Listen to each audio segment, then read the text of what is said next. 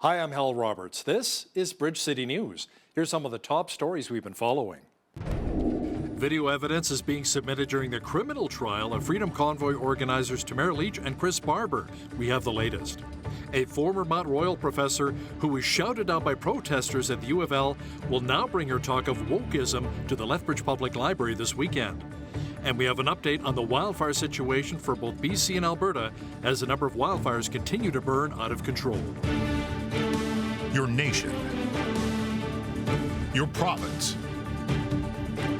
your southern Alberta. From the heart of Lethbridge, it's Bridge City News with Hal Roberts. Thanks so much for joining us. The defense lawyer for Freedom Convoy organizer Chris Barber has shown videos to an Ottawa courtroom of him calling for peaceful behavior. Barber also thanked police for ensuring public safety during last year's protests in our nation's capital. While cross-examining an officer assigned to social media evidence in the case, the defense also showed video of Barber talking about the loving nature of the crowd. It's a sharp contrast to the video shown by the Crown, which is trying to make the case that Barber and co-accused Tamara Leach used influence and control over a protest that was not peaceful.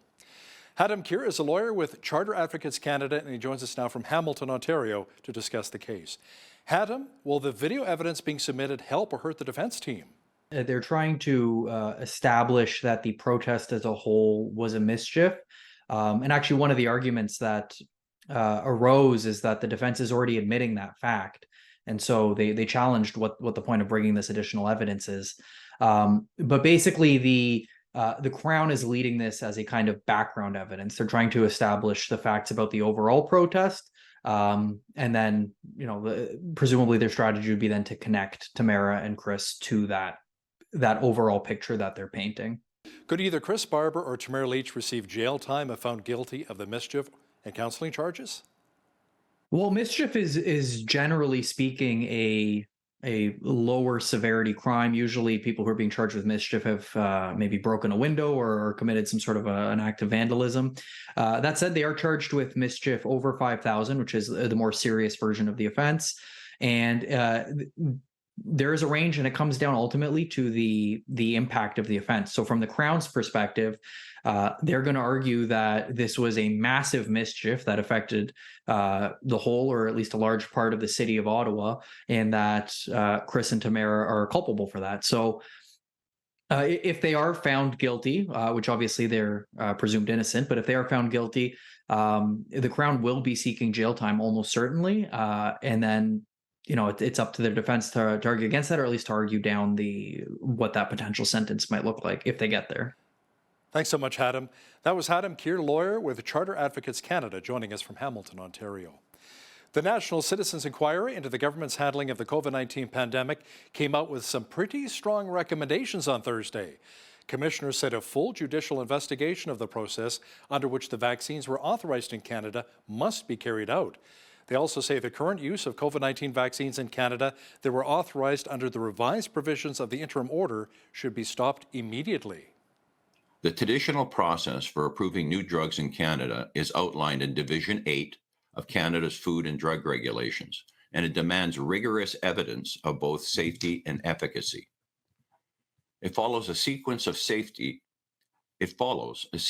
where safety is established first, followed by efficacy, and then a risk-benefit analysis. This process is fundamental to ensuring that Canadians are not exposed to unknown risks when it comes to medical interventions. However, what we have learned is that the Canadian government did not adhere to this conventional evaluation and endorsement process when authorizing COVID-19 vaccines. Instead, a new process was established where Health Canada authorized these vaccines under an interim order, which later became a permanent regulation. Under this alternative authorization process, the necessity to objectively establish the safety and efficacy of COVID-19 vaccines appears to have been set aside. A discussion on the topic of wokeism will take place this Saturday afternoon, 2:30 to 5:30, at the main branch of the Lethbridge Public Library. It'll feature guests who have been speaking out against wokeism and its impact on our society. One of the guests taking part is Frances Widdowson. You may remember Frances, who's a former Mount Royal University professor who was to speak on the topic at the University of Lethbridge, but the event was cancelled. She went there anyway, only to be shouted down by protesters. Frances joins us now from Lethbridge. Frances, what makes you think the same thing won't happen again this weekend? Might happen, it's a possibility, but if it does happen, it just proves our point, which is that we cannot discuss the impact of wokeism on universities, but also in the wider society. So we want to go and talk about this outside the universities because the universities already have serious problems. And we want to put forward these ideas in institutions like public libraries, where you should be able to discuss a wide range of ideas. And that is becoming more and more difficult in society as a whole. Now, you and your group are suing the University of Lethbridge for what? Cancelling your talk on wokeism and not allowing free speech on campus? That's correct. So Paul Viminitz, Jonah Pickle, and myself, Viminitz is a philosophy professor, Jonah Pickle is a student, and me are all suing the University of Lethbridge for violating our freedom of expression rights. And Alberta is a very good place to do this because there are some court decisions which say that the charter does apply to universities. We want to push this issue because I think of all places in society, universities are places where you should be able to discuss ideas, and that is no longer possible in many universities in Alberta today. Now, many critics would argue that being woke is actually a good thing since we're aware of the social injustices taking place in society today. How do you respond to that? Well, I think there are some elements of wokeism which are not a problem, which is, as you say, being concerned about various groups and their situation in society. The problem with wokeism, though, is when identity politics becomes totalitarian in nature. So it really is the autocratic character of wokeism that's the problem. And preventing any people, any person from pursuing the truth or engaging critically with ideas is not beneficial for people, and it's especially harmful for groups that have a marginalized position in society, because it's through pursuing the truth and examining ideas that they can better understand the reason why they are so deprived in the existing economic and political system. Thanks so much for your time today, Frances. That's former Mount Royal University professor Frances Wooderson, who's one of the 3 guest speakers discussing wokeism this Saturday at the main branch of the Lethbridge Public Library. There are now 310 lab-confirmed cases of E. coli stemming from an outbreak at 11 Calgary daycare centres on September the 4th. Doctors say, however, there are fewer patients in hospital with serious complications. Officials say the increase in overall cases is mostly due to a delay in receiving lab results. 21 children, all still in hospital, with most of them having issues with their kidneys. 7 patients are currently on dialysis. The Alberta government has launched a full investigation into the outbreak in Calgary. Hurricane Lee is expected to become a powerful tropical storm when it hits Canada's east coast on Saturday. Those in both southern New Brunswick and western Nova Scotia are being told to prepare for power outages and massive flooding. The Canadian Hurricane Centre is stressing that the storm will maintain much of its strength when it reaches the region. Lee was located 355 kilometers southwest of Bermuda earlier today as a Category 2 hurricane with winds reaching 155 kilometers an hour.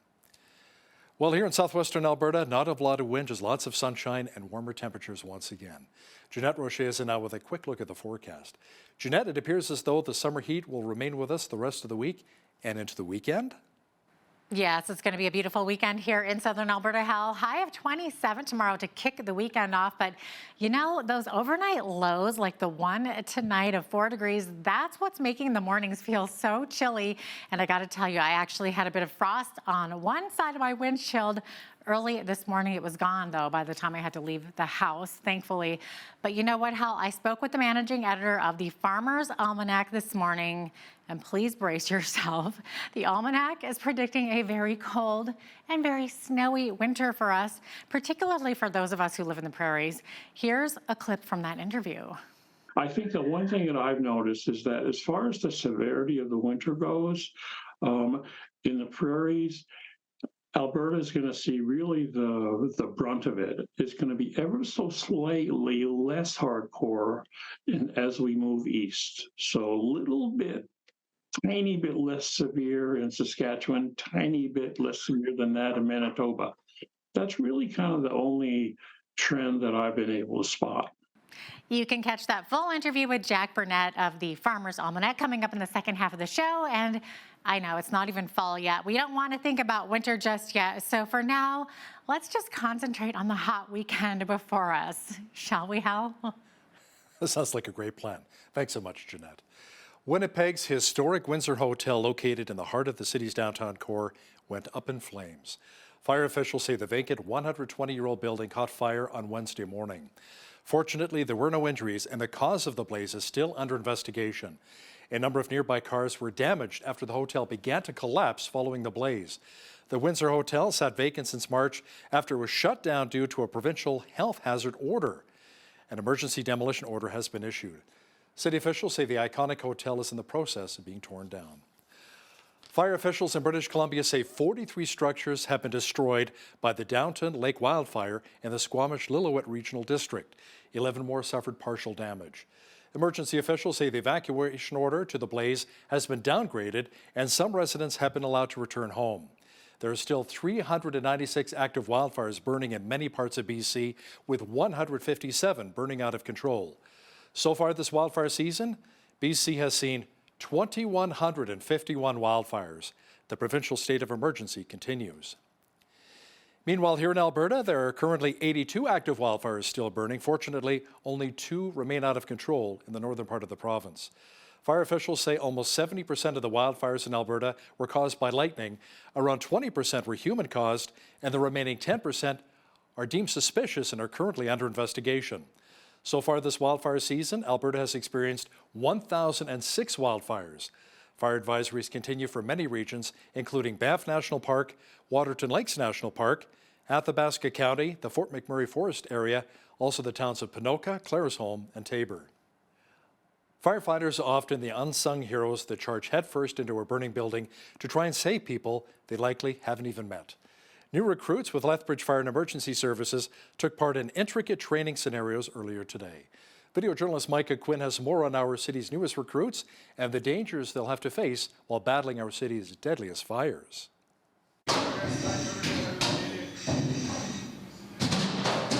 New recruits with Lethbridge Fire and Emergency Services showcased their skills in the Fire Ground Survival Program on Thursday morning.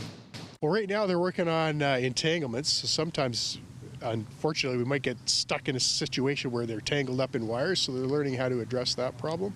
As well as sometimes if you get trapped in an upper story, you might have to bail out of a window, so they're practicing what the procedures are for that. There are 9 new recruits from the fall class that have now joined the ranks of the unit. So this stuff, it kind of builds that foundation for what we're going to be doing for the rest of our time throughout our career. So I think it's invaluable. This stuff that we're practicing today is going to get us out of those sticky situations that we hopefully never get into, but it's nice to have that training behind us to kind of help us through and, you know, get us in that right mindset and get us where we need to be. It's been really good learning all with the nozzles, learning how to safely search and just do the job and get it done in a safe manner and in an effective manner. There's currently no sign of slowing down for the department, as staff told us they are now hiring for next year's spring class. For Bridge City News, I'm Micah Quinn. Streets Alive Mission will be putting in the work for their Ride for Refuge campaign, which is coming up on September the 23rd. The initiative is an all-ages bike ride or walk around Henderson Lake.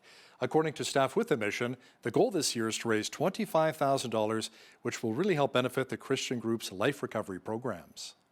We offer about 60 beds of abstinence-based, faith-based recovery programs. So we really want to move people out of addiction. And so the Ride for Refuge is really about supporting that programming. We offer housing. Part of our programming is employment skills, life skills, and fully encompass the continuum of care for someone's recovery journey. And so all the funds that come from the Ride for Refuge go directly into that programming. So our Genesis Women's Life Recovery Program and Exodus Men's Life Recovery Program. Great causes. For more information about the Ride for Refuge event, you can email Jennifer Lepko directly at Streets Alive Mission. You know, it's been a staple in Waterton Lakes National Park for generations. Spanning over 5 decades, Alpine Stables has been offering guided horseback trail rides to visitors from all over. Angela Stewart caught up with the owner and his granddaughter to talk about the legacy of their family business. A windy afternoon didn't stop Jenica Watson from bridling and saddling up her horse before hoofing it up into the mountains on a guided trail ride at Alpine Stables just outside of Waterton. It's where she grew up, and a now third-generation guide. It's safe to say the stables are her happy place, and being a guide brings her joy and excitement. One of the best things is being able to show people the places that we love on horseback, share that information that we've learned through experience. Watson says her love for horses began when she was just a child. She credits her grandpa, D. Barris, for showing her the ropes. He's also the man who started the stables 54 years ago. The family is majority staff, and generations after generation. You know, it's just this pride in my family and our ability to, to tough it out, to do the things that need to be done. And I think that anybody that works with animals would understand that. Barris says they've dealt with their fair share of obstacles over the last 5 decades. The biggest one yet was watching their business burn down in the 2017 Keenan wildfire. That didn't stop them from rebuilding. I designed the barn so we have the saddles right here. The horses get their feed of grain right here, and they're saddled, and then we take them out. The family says their relationship with the park has been great. They plan to continue maintaining that partnership so they can keep offering horseback excursions for visitors for many more generations to come. For Bridge City News, I'm Angela Stewart. Some beautiful horses indeed. Well, it was a nice day to do some horseback riding here in southwestern Alberta.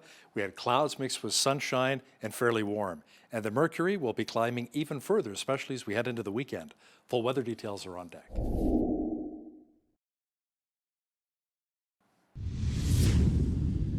You know, it's another nice evening for barbecue or maybe just enjoy some stargazing later this evening.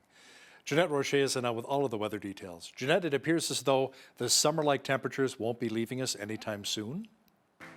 Yeah, well, thank goodness, too, considering that nasty W word will be here before we know it.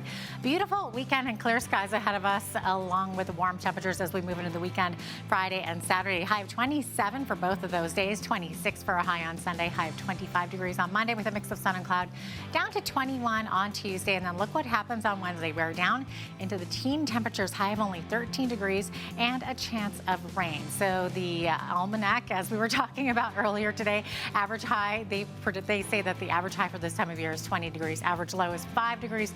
33 was our high temperature, though. That was the record breaker. That was back in 1948. And we had another record, which was -3 for the chilliest back in 1970. 7:06, that's when the sun rose this morning. Our sun set this evening at 7:47 p.m., giving us 12 hours and 41 minutes of daylight exactly. Okay, mainly sunny conditions on the coast tomorrow. Victoria, high of 22 degrees, 17 near the water, 21 for a high in Vancouver, 25 inland though, and humid conditions also inland. That humidex sitting at 28 in Vancouver, 24 for a high in Edmonton. That special air quality statement has ended. Looking at clear skies tomorrow though, with a high of 24 degrees and 20 kilometer per hour winds. Sunshine in Calgary, high of 24 and also 20k winds there. As we look to the rest of the prairies, Saskatoon seeing sunny and hazy conditions. That's pretty much the theme across the prairies. Sunny and hazy in Regina and Winnipeg as well. 21 in Saskatoon, 20 in Regina, and a high of 21 degrees expected tomorrow in Winnipeg. As we look to central Canada, Toronto seeing mainly sunny skies, high of 21 degrees. Ottawa also seeing sunshine, fog patches dissipating in the morning, high of 23, 21 for a high expected in Montreal tomorrow, and mainly sunny skies there as well. Okay, Atlantic Canada, here's what's happening with Hurricane Lee. It is predicted to move into western Nova Scotia rather, and southern New Brunswick Saturday with heavy rains, high winds and large waves, then a weakening quickly Saturday night with lingering conditions on Sunday. It's downgraded now to a Category 1 hurricane, becoming a strong tropical storm, and then when it makes landfall, it should transform into a post-tropical low anywhere from Grand Manan Island, New Brunswick to Shelburne County, Nova Scotia, Saturday evening.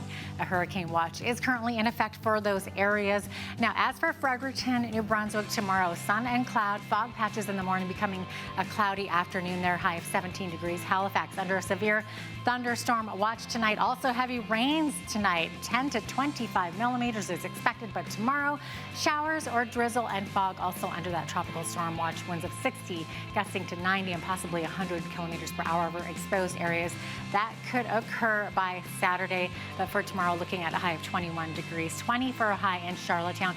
Also seeing a severe thunderstorm watch tonight and expecting 15 to 40 millimeters of rain overnight. But tomorrow, mainly cloudy conditions. St. John's tomorrow, showers, periods of drizzle, 30 to 50K winds, and a humidex of 29. So it should be fairly warm there. There you have it. That is your weather. Equifax Canada says credit card balances hit an all-time high of $107 billion in this year's second quarter. Analysts say it's a sign that Canadians continue to feel financial stress in the face of inflation and higher interest rates. Equifax says total Canadian consumer debt in the second quarter reached $2.4 trillion. Officials say average non-mortgage debt per consumer edged up to just over $21,000. But despite mounting credit card debt, many Canadians are slowing down their credit card spending. Transat is reporting its highest net income ever for a third quarter. The travel company turned a profit for the first time since 2019. The group, which owns Air Transat, says revenue in the 3 months that ended July 31st was nearly 7% above 2019 levels. That is despite seat capacity sitting 14% below 2019 levels, in an indication of price hikes on tickets to Europe all across all airlines. Transat's chief executive says healthy demand for leisure travel boosted revenue per passenger by 29% compared with 3 years ago. Pierre Poilievre has accused the union representing WestJet cabin crew of trying to silence free speech. The Tory leader came under fire after making a 45-second campaign-style speech on the public address system of a recent flight leaving Quebec City for Calgary. QP Alberta's local president had asked for an apology from WestJet for blaming crew members, even though the cabin crew had no input in the decision to let Poilievre address those on the plane by using the PA system. Now, here's a look at today's markets. The TSX was up 288 points on the day to finish at 20,567.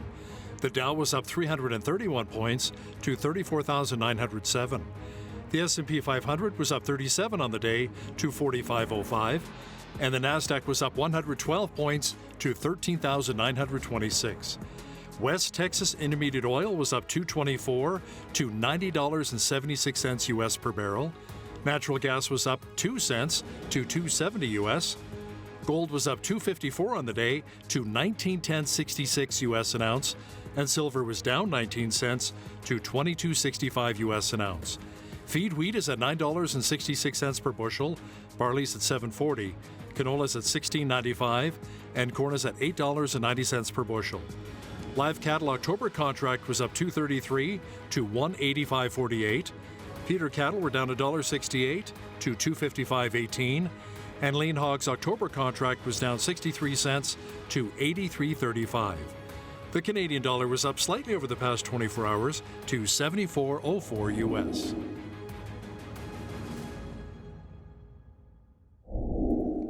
Recapping one of our top stories, Hurricane Lee is expected to become a powerful tropical storm when it hits Canada's east coast on Saturday. Those in both southern New Brunswick and western Nova Scotia are being told to prepare for power outages and massive flooding. The Canadian Hurricane Centre is stressing that the storm will maintain much of its strength when it reaches the region. Lee was located about 430 kilometers southwest of Bermuda earlier today as a Category 2 hurricane with winds reaching 155 kilometers an hour. The Old Farmer's Almanac is calling for lots of snow this winter in many regions of our country. Jack Burnett, managing editor with the group, shares details momentarily with BCN's Jeanette Roche. Listen, when you see news happening in your community, be sure to send us an email at info@bridgecitynews.ca. And if you missed any of today's top local stories, be sure to visit our website, bridgecitynews.ca.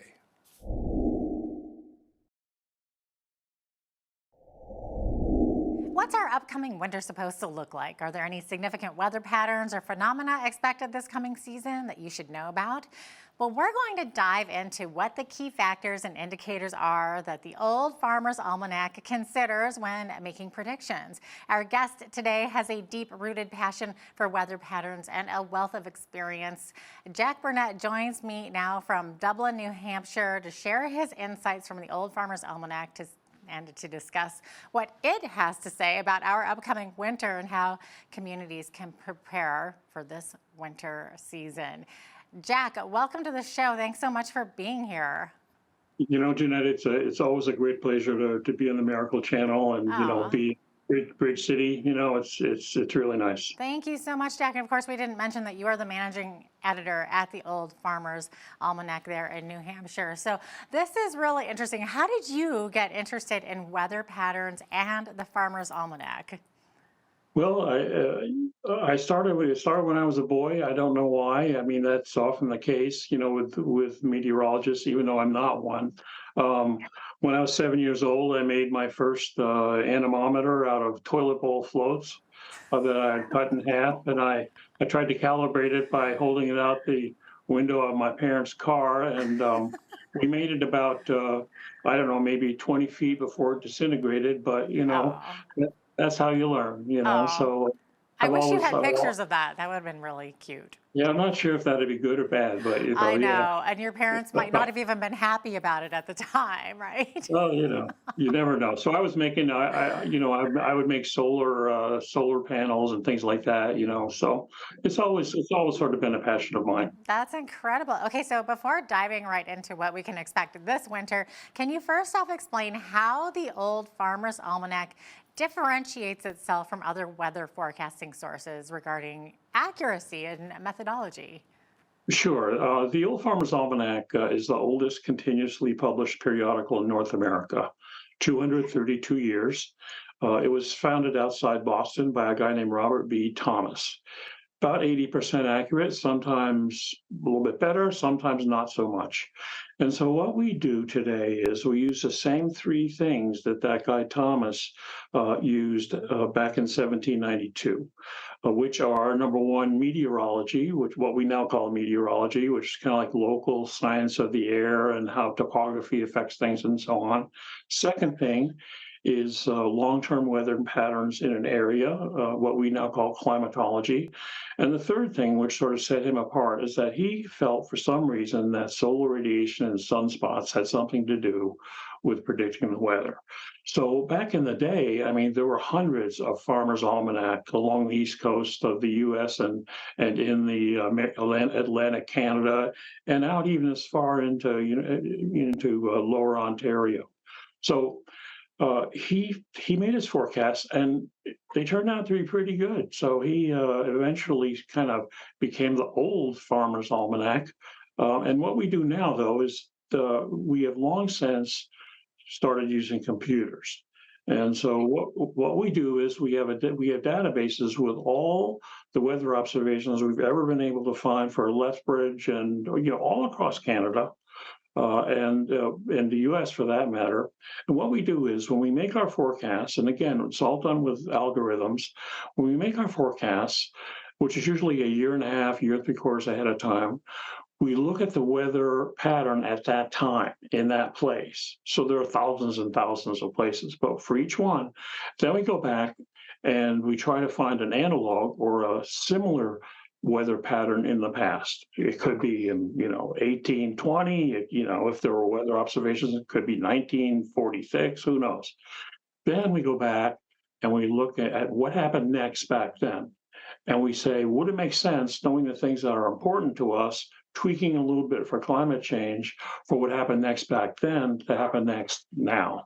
And that's how the computer spit it out, thousands and thousands and thousands and thousands of predictions, every few days for many hundreds of places across the continent. And we take it from there. And it usually works out pretty well. It usually works out pretty well. This is so fascinating to me because I do the weather report here every day. So I'm just curious, how accurate has the almanac been at predicting the seasons over the years? Well, as I say, about 80%. 80%, yeah, Sometimes okay. not. Um, the thing is that I would say maybe 6 or 7 years ago, Jeanette, I mean, everybody knows the weather has become so wacky. Oh, yeah. It's crazy. And so we started to slip down below that 70%, 71%. And so we asked our meteorologists to look into it, and they did over 3 or 4 years, they did sort of a study. Was there a way for us to tweak our algorithms a little bit to try to take climate change into effect? And so we did, and now it's back up there, to where we should be. Okay, so we're all curious about this. How does the coming winter look? Are we in for a rough season? Well, it depends on what you like, Jeanette. That's the thing.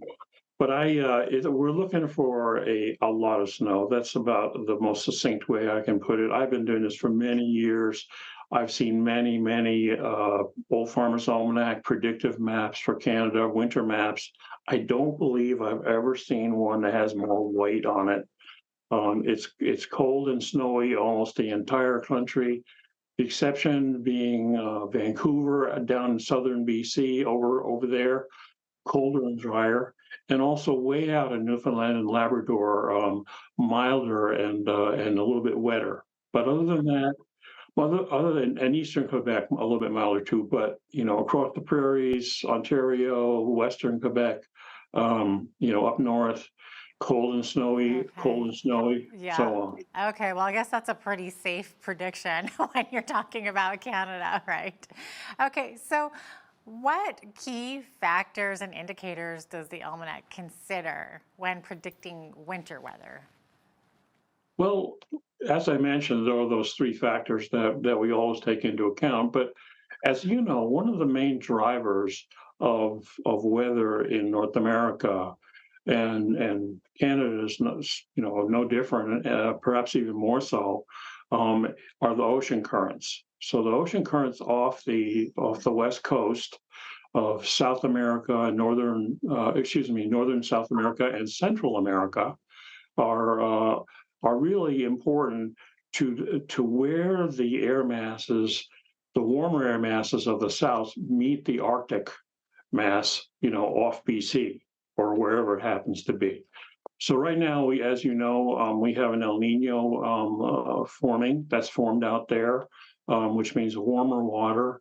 And so what happens is that as that gets up a little bit closer, it butts up against the Arctic air, and it sets up kind of like a wave pattern, which will tend to drive storms into Canada, especially.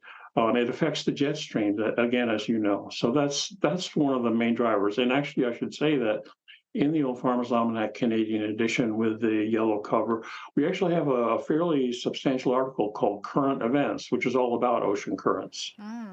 Very interesting. Okay, so you mentioned a lot of snow this winter. Any predictions on anticipated precipitation levels in the various parts of the country, and how would they impact local communities? Well, that's an excellent question. There's lots of detailed data in the Old Farmer's Almanac Canadian edition. I don't mean to, dodge your question, but it would take us, like an hour to get into it. Of course.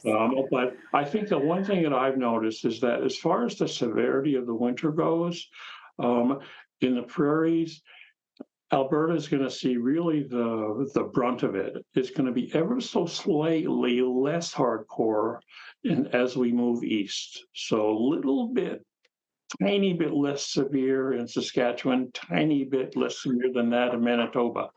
That's really kind of the only trend that I've been able to spot. Okay, so Alberta is going to get the brunt of the dump, basically? That's right. Well, that's one way to put it. I'm going to have to remember that. So basically wax up your snowboard and your skis. It'll be a pretty good season. Yeah, right. Make sure that, the handle is still attached to your shovel. Make sure your snowblower is tuned up. Yeah. We have, Yeah, there's as we should probably mention, there's lots more about this at almanac.ca, which is our huge website. Lots of free pages, hundreds of free pages about all of the things. Weather's only like 5 or 6% of the Old Farmer's Almanac Canadian edition. Yeah. Here in southern Alberta, where I am, we get a lot of those Chinooks, and we kind of pride ourselves on the fact that we don't we don't always have to deal with all the snow that even Calgary and Edmonton are dealing with up further north. So in terms of southern Alberta, that's a very specific question for you, but you still think we're going to get dumped on, huh? I do, as I said, the one of the two like outlier spots is over, just right over in southern BC, and where it's not going to be quite so snowy, so how that, whether that sort of bleeds over into southern Alberta, it's hard to say, but I don't think so. I think there's going to be a number of storms blowing down out of the mountains, Oh my gosh, my husband's going to be so upset to hear that. He hates shoveling. Okay, so Jack, how can communities and maybe local authorities use your forecasts to prepare, like maybe managing their resources and ensuring public safety? Is there anything that they can do to use those forecasts to sort of prepare communities like that? Well, that's another great question. We get contacted by a number of companies in Canada and in the U.S. too. They want to know, like, where should we distribute the most snowblowers or whatever, There you go. and really, the thing, the Old Farmer's Almanac has very accurate forecasts, we think, but Environment Canada is one of the most respected weather services in the world, really, in the world of meteorology. So, I mean, if I were out there, I would check both, which most people do. It's funny. I always say, sometimes people will say, I only trust Environment Canada and I don't trust the OFA, Old Farmer's Almanac, or I only use the OFA because Environment Canada is always wrong. And, Yeah. what I always say is it's like we're making soup. We use the same like satellite data and ocean buoy data and everything you can think of. And it's like they have we use the same ingredients. They put theirs in their pot, they stir it up, they cook it in their way. We put ours in our pot, we cook it in our way. At the end, we have two soups. And, when people taste them, most people like both. Okay. So we're blessed, to have the best of all worlds, I think, in Canada. Yeah, I was going to ask how are the two different, but it sounds like they're not really all that different. And I would imagine the National Weather Service in the U.S. is similar as well. Yeah, it's like, there are different ways of doing things. And even when you look at, for example, when you look at hurricane paths, there's a European model, there's a US model, and so on and so forth. There are different ways of doing things. And the wise, town, and city and municipal planners, they should be using more than one source. That's probably the best advice we can give to anybody. It's kind of a no-brainer. Yeah, that is great advice for sure. Okay, so here's one that really has affected us in the prairies. Our farmers have had such a dry season. So are there any specific agricultural or environmental concerns coming up this year related to the winter season that the Farmer's Almanac addresses in its forecasts? Well, unfortunately, for most of southern BC and the southern prairies, we see that it's going to be another warm, dry summer. Spring is going to be okay, wetter, perhaps a little cooler in some spots. Over to the east in Ontario and Quebec, it's going to be a little bit wetter. But I think one of the things to bear in mind here is when we think about this winter, is that we want to have a lot of snow. It's a ratio of 10 to 1, snow to water, whatever it happens to be.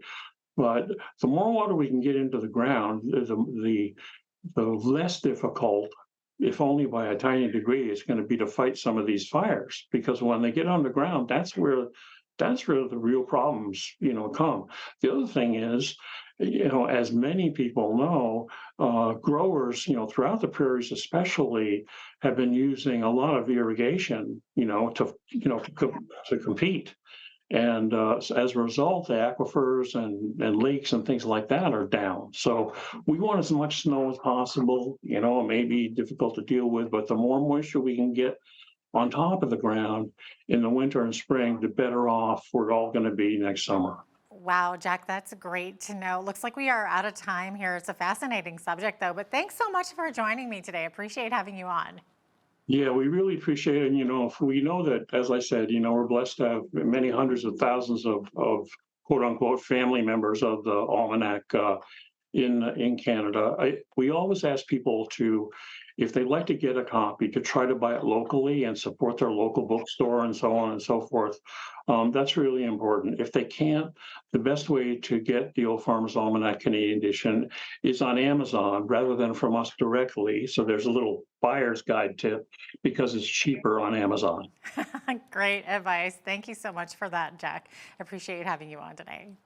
Thank you very much, Jeanette.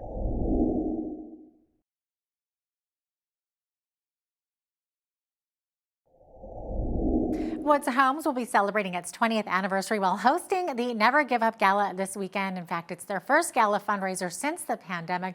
To provide more details on the mission behind the event and how you can be a part of the fun is Shauna Cohen. She is the development manager, not the development manager, the program manager at Woods Homes.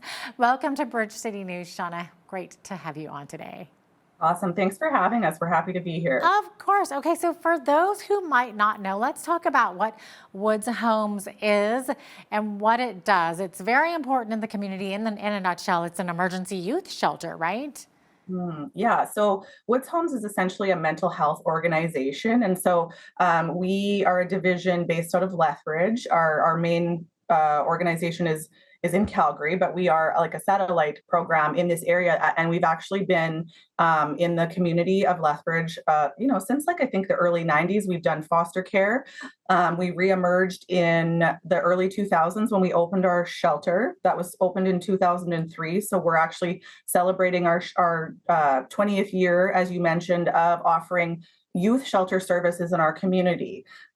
But that's not really all we do here. We offer a temporary safe place to stay for young people who may be experiencing family conflict or crisis. We also offer youth support navigation services, and that's essentially connecting with young people, establishing what they need, and connecting them with the right supports at the right time.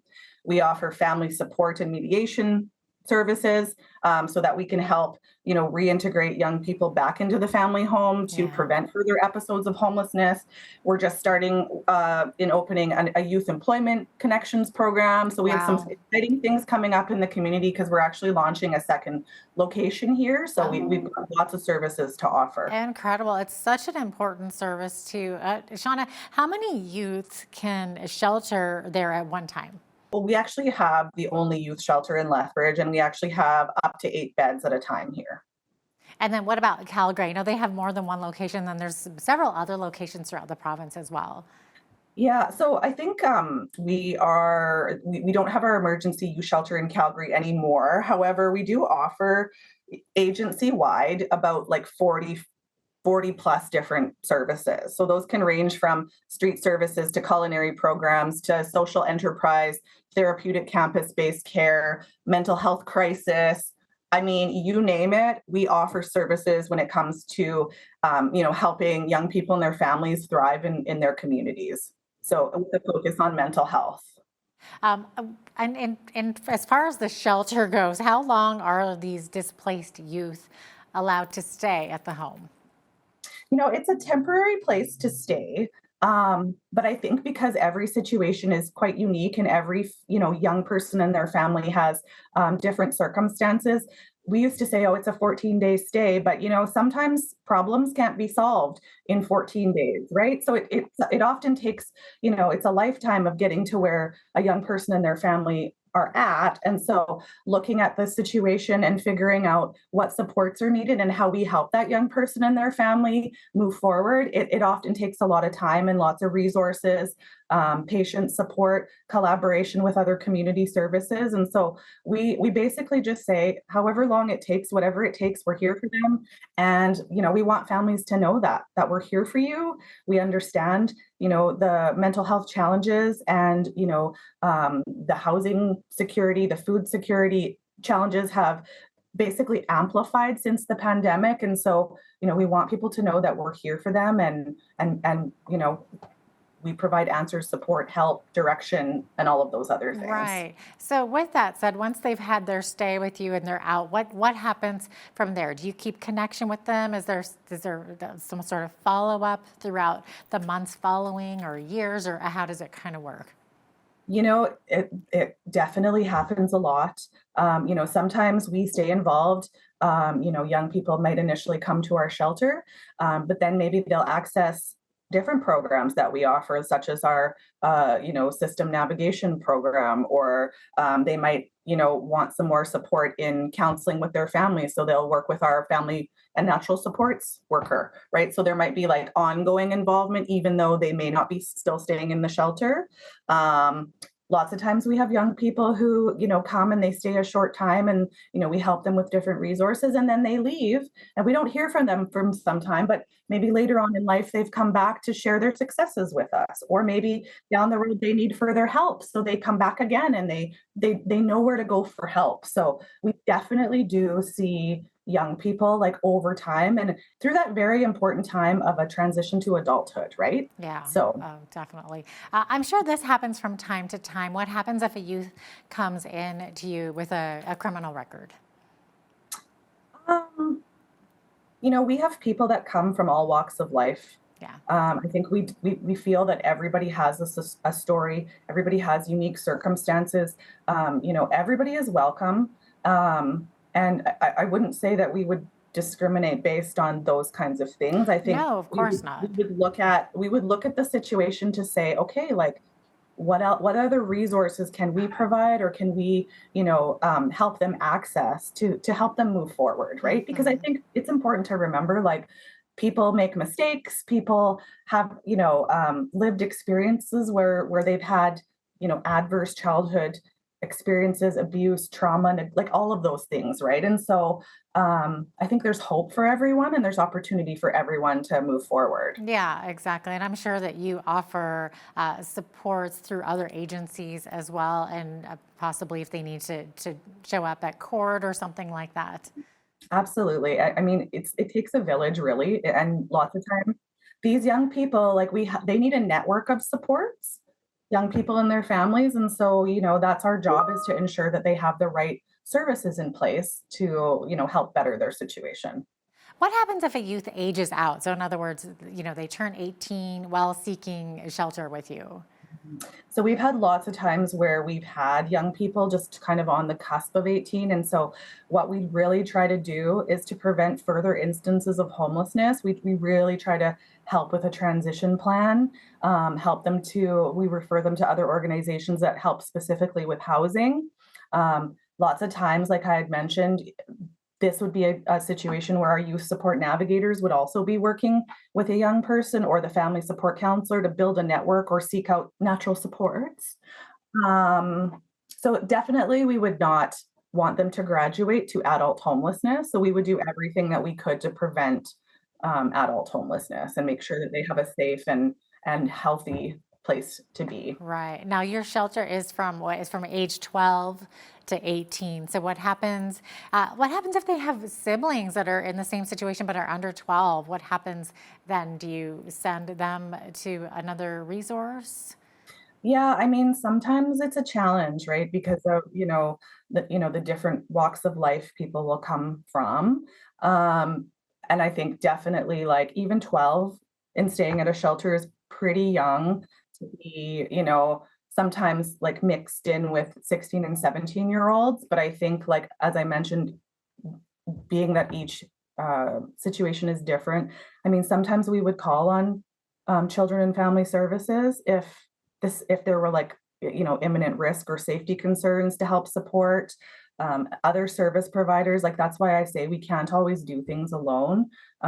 We need to consult and kind of figure out, like, the needs fit and the best services for those people overall. But I mean, if somebody young showed up, we definitely wouldn't turn them away. We would just help to find other resources and solutions. Okay. I know up at the front there, you kind of mentioned that you offer family support. So that would be with the youth's parents. So can you talk a little bit about that?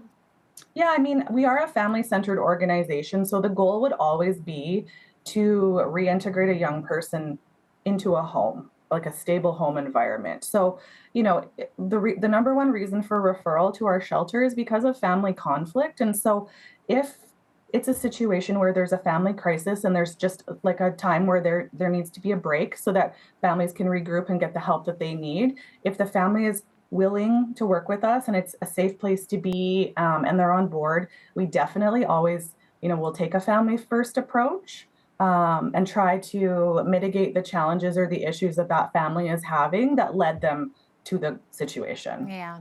I believe Woods Homes is nationally recognized, right? And has won some awards over the years for its service. Yeah, we've been voted like a best place to work. We are accredited with exemplary status, and we are a nationally recognized mental health organization. Wow. Who started it and how did it get its name? So it was started in 1914 by Reverend George Wood. And basically, the Coles Notes version is, he and his wife, Annie Wood, would take in young people, young children and young people when their fathers or their families went off to war. What happened in those days is sometimes the families didn't come back. And so they started actually as an orphanage in Innisfil. And from there, just services and needs and different things evolved. So we've been operating, almost 110 years. I think next year will be 110 years. That's so crazy. We've been at it a long time.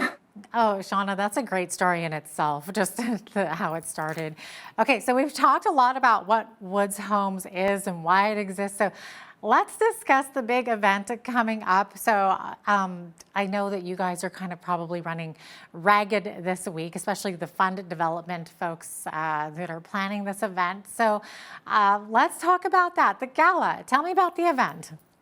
Yeah, so this is a really big, exciting, we're reemerging from, as you mentioned, not being able to do this over the past couple of years due to COVID. And so, we had done an annual gala dinner. It's black tie, it's fancy, it's like 3 or 4 course meal.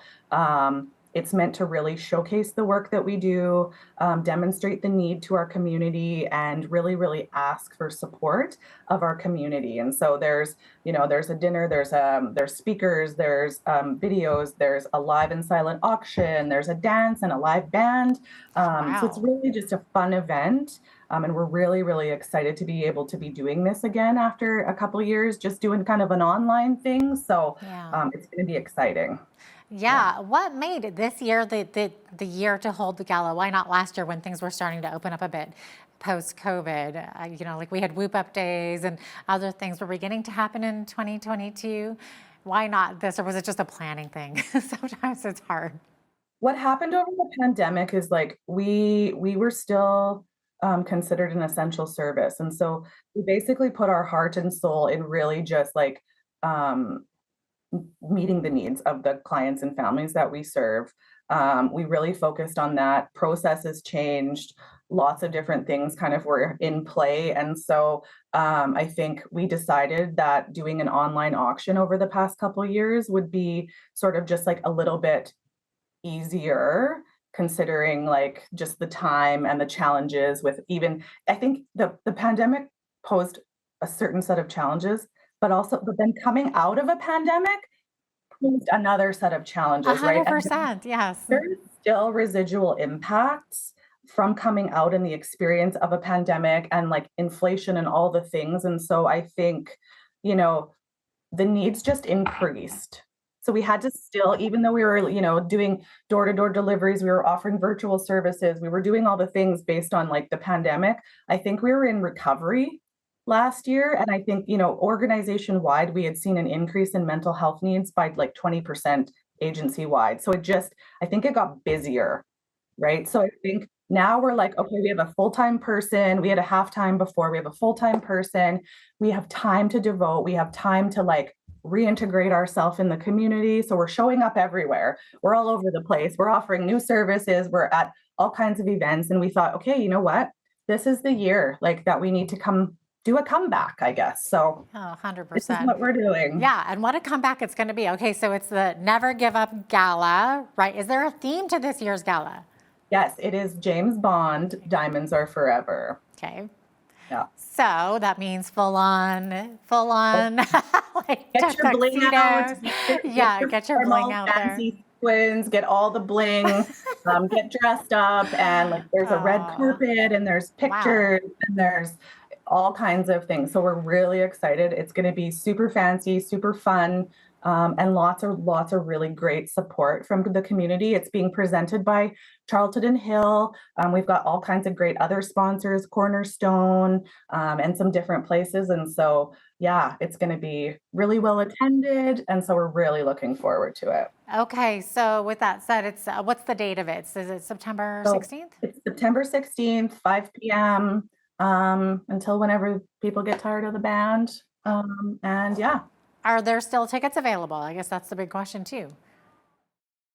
You might be able to convince us if you really want to come to be able to purchase tickets. We did say the last day to purchase tickets was last Friday.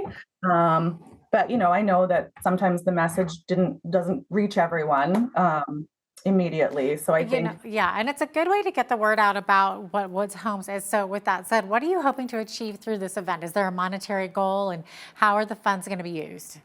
The funds are always remain local. So the funds are always going to be used to support operations and individual supports for young people and their families in our community. So they wherever the needs in the different programs are is where the money goes.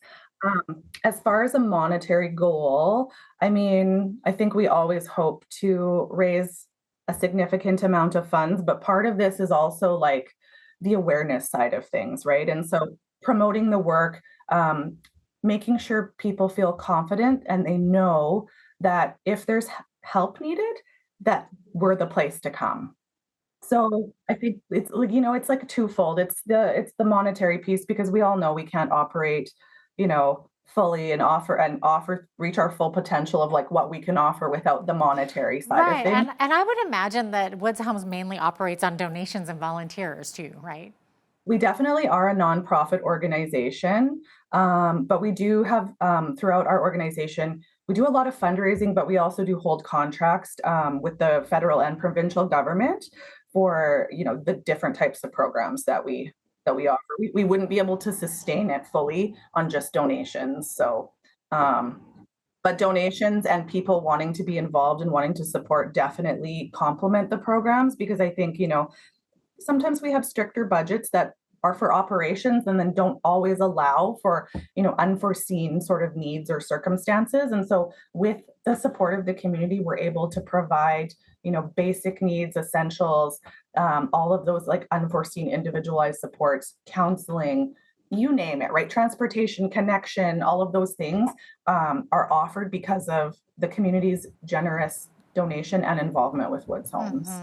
We're certainly out of time here, but Shauna, thanks so much. And we wish you much success with the gala this weekend. Amazing. Thank you so much for having us. Absolutely. Shauna Cohen is the program manager at Woods Homes in Lethbridge. I'm Jeanette Roche on behalf of all of us here at Bridge City News. Thanks so much for watching.